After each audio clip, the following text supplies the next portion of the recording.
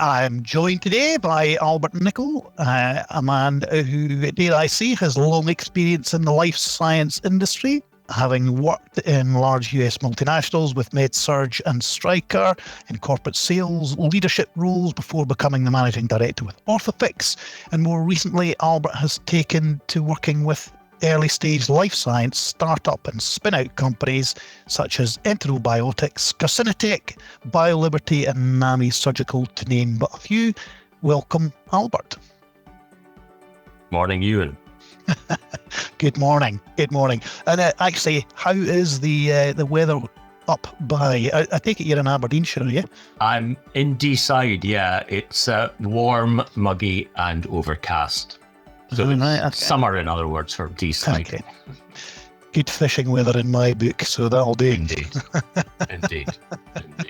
Tell me about your background and upbringing. Where did Albert start life, and how did it start for him? Home was the middle of nowhere. I grew up in a farming community, a little place called Carmichael, which is about 24 miles south of Edinburgh, in fact.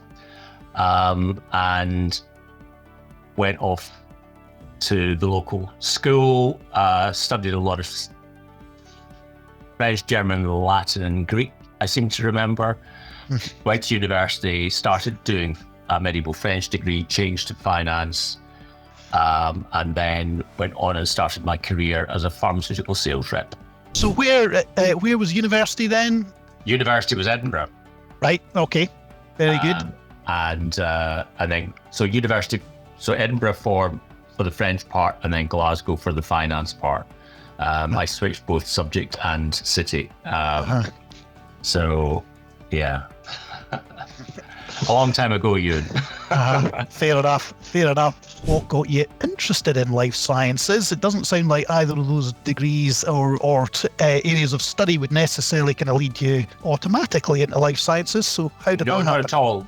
So I was destined, like many people who did the same degree as me, to become a chartered accountant. And so obviously you would go and do sort of trainee piece first. And as a graduate back in 1980, whatever, when I came out of university, I remember the starting salary in the accountancy world was 4,700, I think. And the starting salary as a pharmaceutical sales rep at the same time was around about 10,000 plus a company car. And my family circumstances at the time determined that I was the breadwinner, so I needed to make some money. So it was a fairly pragmatic choice. So I did that, and quite honestly never looked back. And so, the next question was going to be, how did you get interested in business as opposed to perhaps a career in academia? But I'm assuming that you always had a kind of interest in business as opposed to academia, but that is an assumption. Yeah, no, you're absolutely right. So for me, academia was a means to an end. I admire greatly people who devote their lives to study. For me, it wasn't that. I knew I had to have a degree to get the sort of level of job that I wanted that could enable me to do the things I wanted to do in my life. And therefore, it literally was just, I am a pragmatist, and you'll probably hear that throughout the course of this discussion. Many of my decisions are very pragmatic to this day. So it really was just a means to an end for me. And how was the corporate world then? Did you enjoy that life? Yeah, I mean, when I started, I was a bag carrying sales rep in a pharmaceutical company, and my introduction was a 6-week intensive in-house training course where you sat exams every morning. So I didn't really get away from studying. And, anatomy, physiology, all the things that I'd never studied before, because as I say, I had a very sort of classical sort of education, if you like. But I just kind of took to it like a duck to water, and I enjoyed talking to people. And sales is just about talking to people, or at least it was in those days. For me, it wasn't really like work. It was something I just really took to and enjoyed doing. Right. Okay. But was it a very kind of structured program that you were on throughout your time in that pharmaceutical Yeah, business? so 6 weeks is quite a long time, I suppose, just to spend in the classroom. yeah, it was, but it was very, very intensive. So anatomy, physiology, lots of product training, and lots of then sales training. So sort of three components, if you like.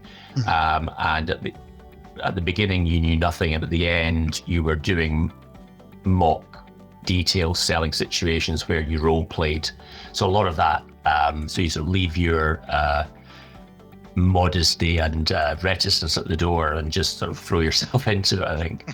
But I think that kind of thing continued in that industry.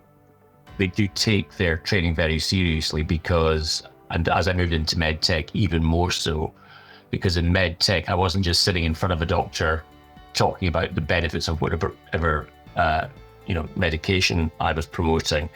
In medtech, in those days, I spent the significant part of my career in the operating room. Right.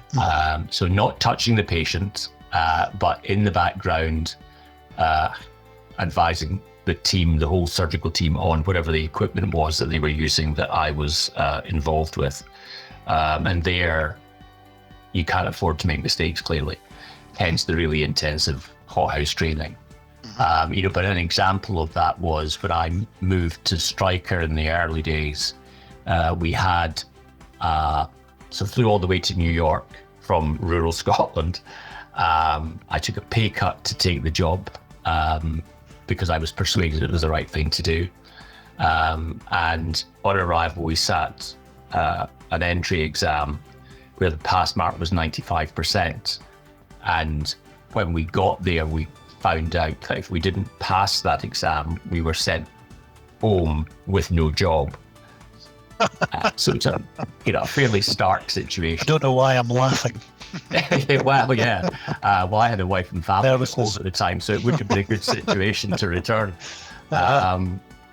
Thereafter, for the first, so that again was a 6-week program, and for the first 2 weeks of that, there was an exam every morning, pass mark of 95, and for the first 2 weeks, if you didn't pass, you went home. Beyond 2 weeks, the pass mark was still the same, but you were allowed to keep your job if you dropped a few points or whatever. But again, lots of it was orthopedics, so lots of dry bone workshops. Dry bones are effectively sort of polystyrene limbs, so femurs and so forth, tibias, and we were using reciprocal saws on them to make cuts to fit the orthopedic implants that ultimately we were selling. So lots of really hands-on practical stuff, which again was good. I'm a bit of a carpenter at heart, I think. So, the surgical community often refers to orthopedic surgeons as carpenters. So I was in my element there. Okay. But very intense, but really worthwhile. And and I could still notionally, on a set of dry bones, do a knee replacement quite sort of adequately, I think, because it sort of sticks with you. I'll bear it in mind for my next bicycle accident. Absolutely. Just ring for me. So you rose through the ranks and took leadership roles in the corporate world and so on. And how was that? What was I suppose what was the main kind of learning outcomes from taking those leadership roles? Well, it's all about people, I think, is the learning from that. So just sort of going back slightly, so working as a rep, and at Stryker, I was employee number 8 in the UK. The business grew fairly quickly, and we ended up having 7 different divisions of the company represented in the north of the country, mainly Scotland. We're all busy doing our own thing individually, and it just struck me that we would be much stronger and more effective as a group rather than being individual people reporting to different divisions. So I decided I'd just get my colleagues together on a monthly basis and share best practice and experience. Mm-hmm. As a result of that, I got noticed because it was successful. I got promoted to my first management job. And a very wise man who was my boss at the time said, from this point on, it's never about you, it's always about other people and about your team. And he's right. Leadership is not about you; it's about the people that you're working with. Yeah. And I always say to people that I'm not wasn't necessarily good at any one thing other than identifying the right talent, employing people, developing people, and enabling them to be successful, which in turn made me successful. A significant talent, Albert, to be fair. So that's my view as to where they're, and if I look at what I still do today and the companies I work with, one of the criteria I have when I look at companies that I find interesting is looking at the leadership team, the founding team, and looking at them, if they are the kind of people that I would have employed in my corporate life, then I'm inclined to want to find out more and then potentially get more involved. If that particular test isn't passed, then I politely decline and move on. It doesn't mean to say they're bad people. It's just not fit for me. Yeah. Just how it is. But that's, and I also use the Gallup organization Stryker worked very closely with the Gallup organization. Lots of profiling and so forth, which you'll be familiar with. And again, the people that I work with, there's a Strengths Finder profile that Gallup have, which is a tool I'm very familiar with, and I get everybody to take that, and it gives me a sort of common language and a way of understanding them, so I can then support them better. It's a great point. I think actually much underestimated by organisations, that kind of understanding through psychometrics, profiling, and so on. That actually the common language it gives you is very powerful, isn't it? I think it absolutely is. And I through time I've even had my friends do it just to humor me, I guess, over the years. But things like, so in my own example is a category that Gallup identified, they call it individualization. And effectively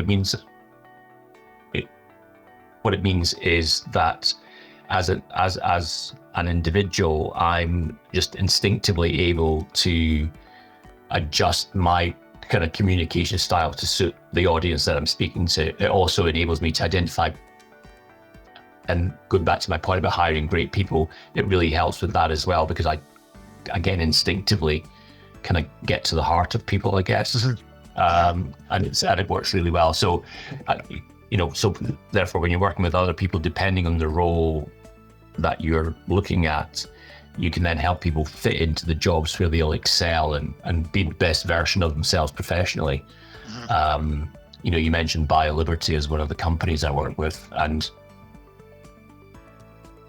kind of unusually, I guess, there are 4 co-founders in that business, all with academically very not dissimilar sort of backgrounds, but in an organization, clearly they can't all do the same job. So we spent some time, or a lot of time actually, working out what roles we felt they were best suited to and where the best fit was.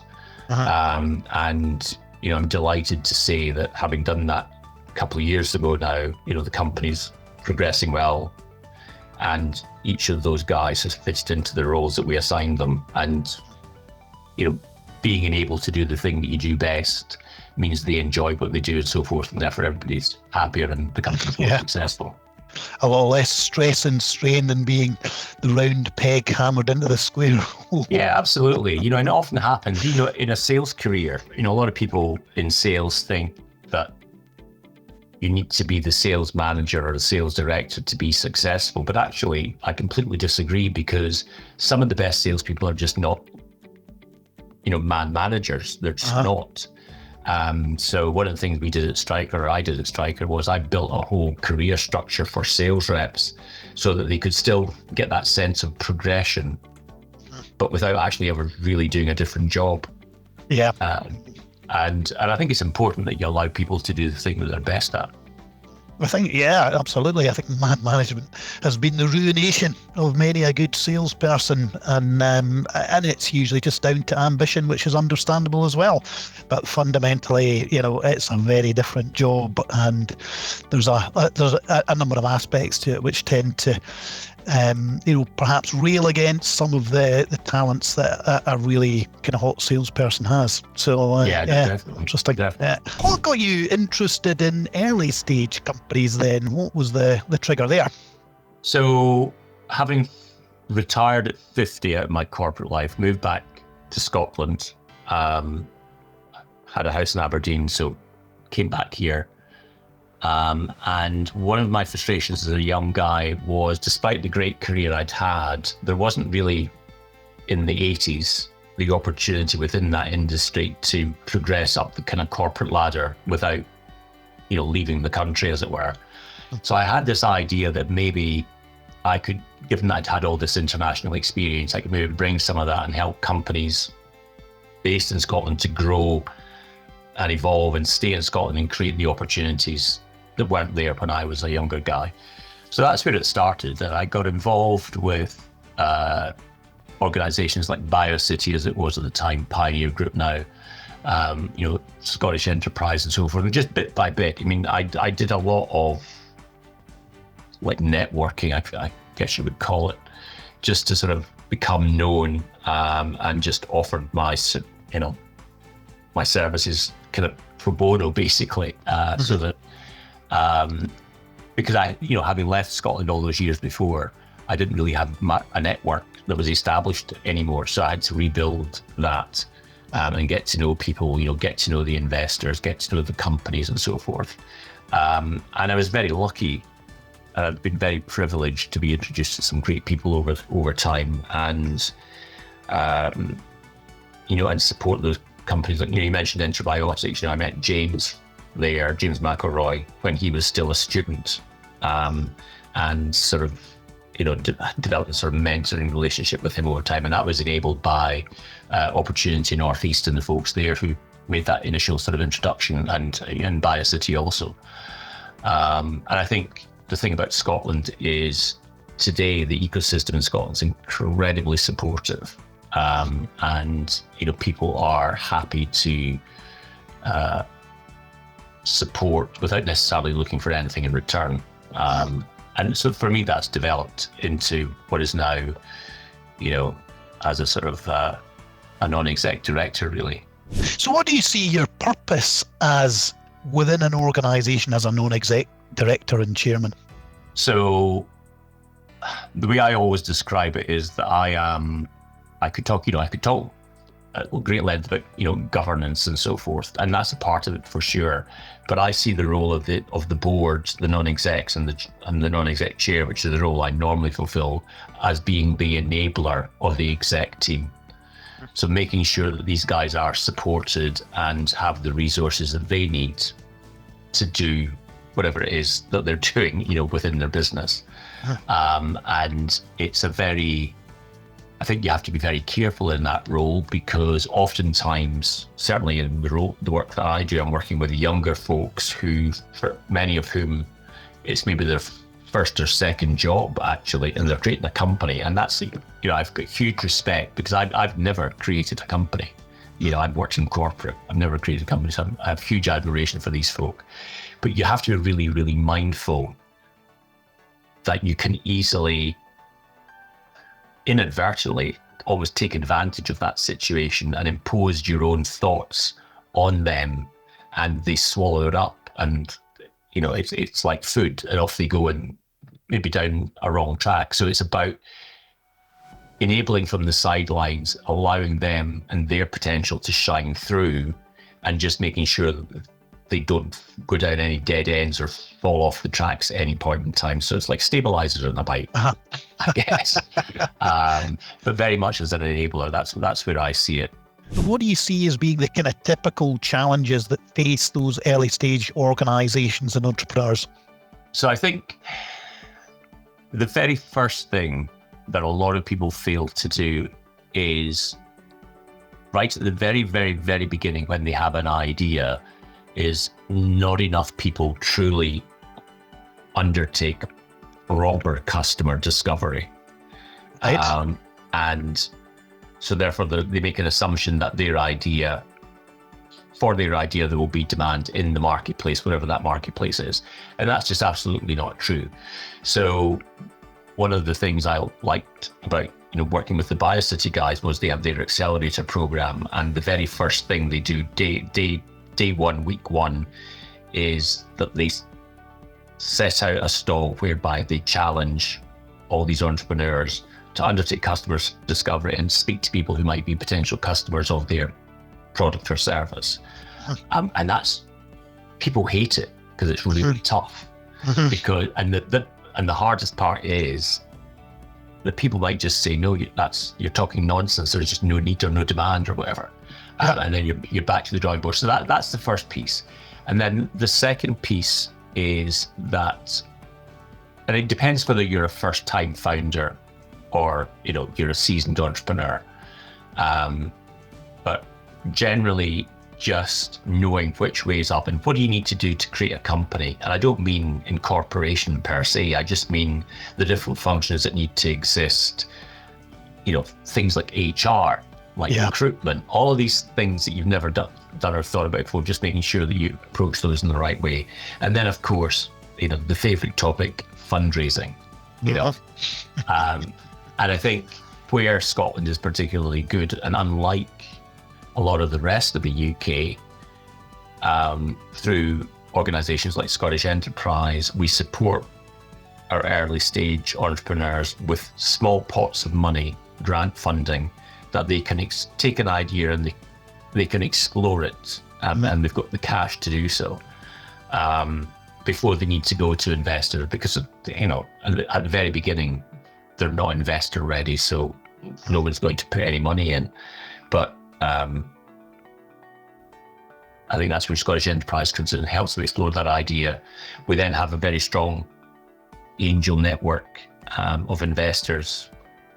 Angel investors, as you know, are individuals like me who choose to take a lot of risk and invest usually smaller amounts of money in very early stage businesses and support people.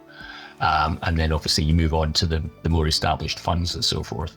But I think money and understanding that process can be particularly challenging, and people always have very ambitious ideas about what their idea is worth. So what I do a lot is bringing a sense of reality to that, to say, right, okay, here are the things you need to think about, and help them come to the realization of what the true value actually is. And quite often I feel a bit like a broker in the middle, between the investor and the company. But that, in the early stages, those are the things.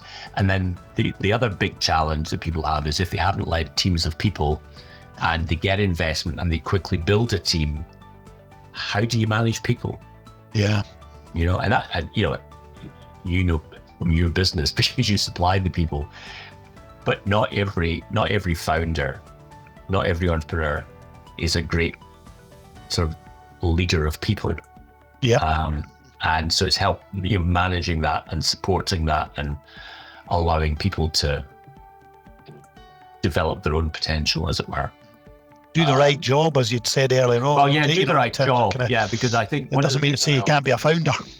No, exactly. And one of the things that I think, on that founder journey, one of the hardest things sometimes to recognize is that as the company grows, you may well be, because you've created it, obviously you're the right person at the beginning.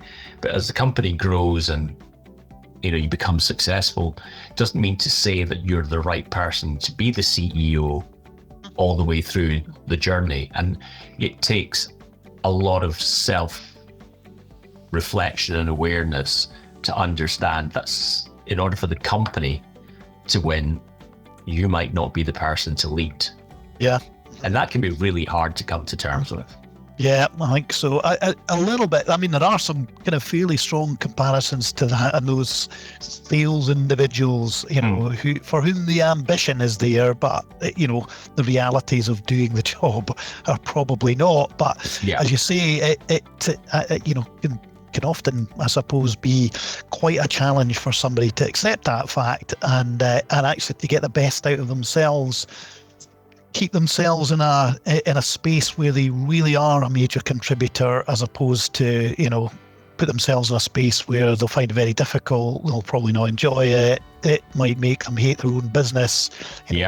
all those things that I've seen over the years, which can be quite a challenge. Yeah, I mean, the thing that I always say to people right from the get-go is, in terms of any decision that you make about your business, it must be on the basis that it's the best decision for the business, and the business always wins. Yeah. The business is a very demanding master, if you like, and it's hungry, it needs fed, and the discipline to do the thing that's best for the business at all times and not have any sort of self-interest can be challenging. But the really good people are able to do that. Yeah. And I think actually spot on advice, actually, for anyone who is starting a business, to be cognizant of that, as soon as possible, and not stand in their own way, So I think so. I mean, it depends on the ambition. I mean, it depends. Lots of people, will have businesses that are sort of lifestyle businesses, perhaps, and no shame on that. If that's what satisfies you, then that's great. But I think in the world that I inhabit, in the life science and med tech space, I think that typically you're taking external investment to enable you to develop the idea. So therefore the rigors are different. And the most successful companies are developed by putting it first. And that applies whether you're an SME or a large corporate. The process is the same, I think. Are there any significant distractions that some of these founders and entrepreneurs are liable to fall prey to in the process starting businesses up? I mean, every other day there's a new surprise, but I think it's one of the things that can be very distracting is that if you raise money successfully, your company's, going in the right direction. The ecosystem looks to you. The ecosystem loves success, so you'll be invited to speak on many panels and attend many roadshows and do lots of great stuff. And some of that promotion piece is really important for the business. Mm-hmm. The trap that some people can fall into is it becomes a bit of a vanity project. And the hardest thing is to recognize that because, we all, most people like when people are being nice to them. Yeah. And if you're a subject matter expert, it's very rewarding to stand on a podium and talk about your subject to an audience of willing listeners. And I think recognizing that there's a time for that, absolutely, but there's also the need to remember that the business always wins, so your focus has to be the business at all times. Mm-hmm. There's a lot of, the other thing is that, and this is maybe not a popular thing to say, but it's very difficult to achieve the so-called life-work balance as an entrepreneur, because again, the business is very demanding. There are sacrifices that need to be made. And I think, no pain, no gain, all these expressions that spring to mind. And I think you really have to be prepared for that. Uh-huh. Because it's not an easy ride. It's tough. There are days when you will hate your existence because, and just that mental challenge, I think, is one of the toughest things for people. Yeah. I mean, it's kind of interesting, I think, in the early days that people can very much sort of enjoy the ride, and then slowly but surely, some of the realities of doing what you're doing begin to, make themselves known probably pretty much on every aspect of your life. Absolutely do. Doesn't not invade anywhere, your home life, relationships, this, that, and the next thing. Time spent with kids, all of that. Yeah, it becomes really difficult. And I think, if you are, if that sort of lifestyle doesn't sit well with you, then being honest with yourself and then, go get a job elsewhere where you can do 9 to 5 and clock out. Yeah. And that's a very different thing. But, for some people, they need to do that, Mm-hmm. Yeah. But I think just on that part, though, I think one of the things, and this is sort of as a non-exec speaking to other non-execs, I think the thing that we can do for people, and particularly in the chair role, is be a safe space where people can vent without judgment, and be supported, again, without judgment. Because whilst you might be able to work through those challenges that impact all of your life, we all tend to need somebody to speak to, and you don't really want to be speaking to your investors about how tough it is.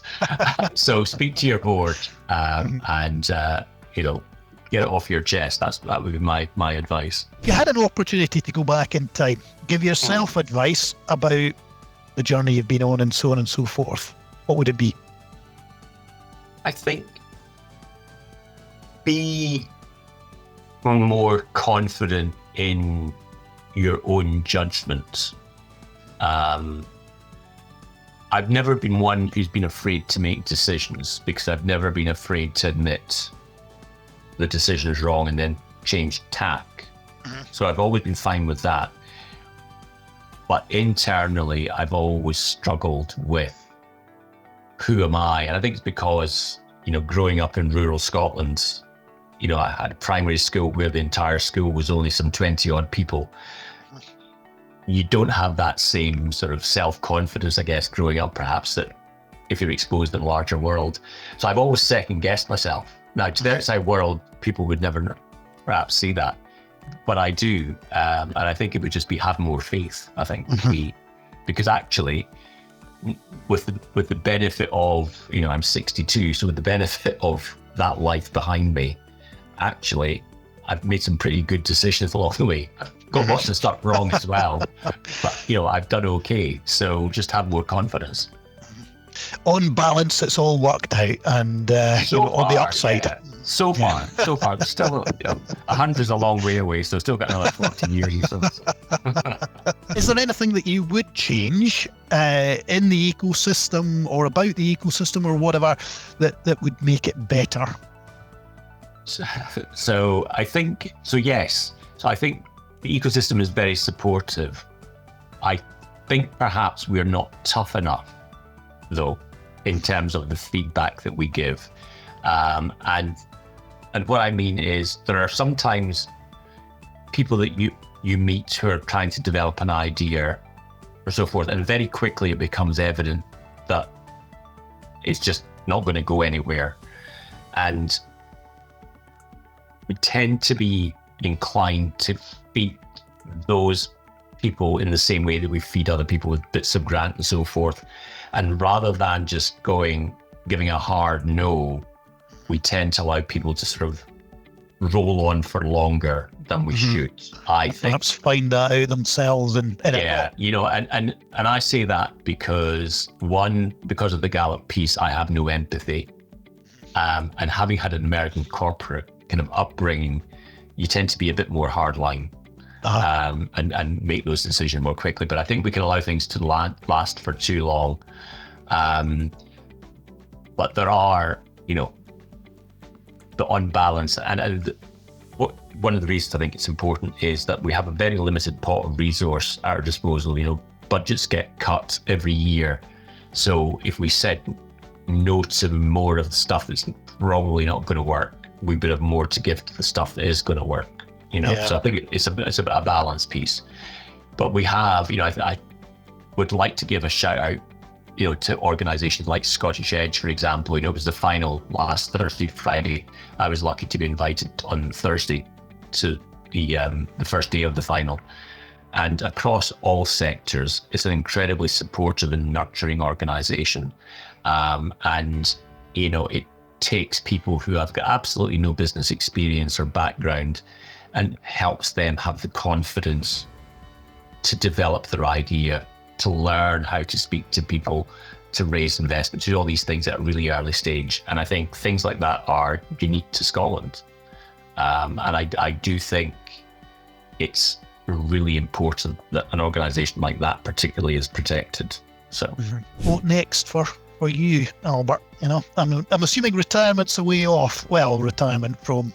Yeah, so not that. No, I think, seeing... without naming names, within the portfolio, there are a couple of companies there that I'm convinced will lead to fairly early exits for the sector. We need lots of patient capital in the life science industry, but there are a couple of companies there in the portfolio that I think are on track and doing great things.